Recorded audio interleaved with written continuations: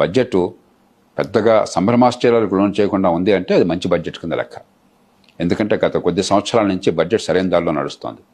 ఆర్థిక క్రమశిక్షణ పాటిస్తున్నారు, పొదుపరితనాన్ని పాటిస్తున్నారు, డబ్బుని సద్వినియోగం చేస్తున్నారు పెట్టుబడుల కోసం అని చెప్పని, భవిష్యత్తు కోసం అని చెప్పని. అదే ఒరవడిని ఈ బడ్జెట్ కొనసాగించింది. ఈవేళ గతంతో పోలిస్తే చాలా ప్రతికూల పరిస్థితులు ఉన్నాయి.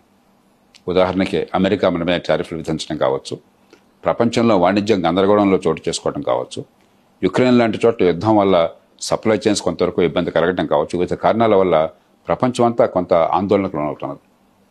ఆ నేపథ్యంలో కూడా 7% అభివృద్ధిని నిలకడగా సాధిస్తున్న పెద్ద దేశం భారతదేశం.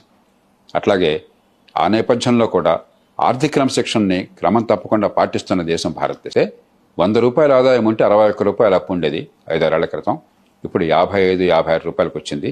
అది క్రమక్రమంగా ఇంకో వచ్చే 4-5 ఏళ్లలో 50 రూపాయలకు పడిపోయేందుకు ఏర్పాట్లు జరుగుతున్నాయి. మళ్ళీ మనసారా అభినందించాలి. ఒక పేద దేశంలో ఇన్ని కష్టాలున్న పరిస్థితుల్లో అటు ప్రజల ఆశలు నెరవేర్చడంతో పాటు ఆర్థిక క్రమశిక్షణ పాటించి అప్పుల భారాన్ని తగ్గించడం అనేది చాలా గణనీయమైన విజయం.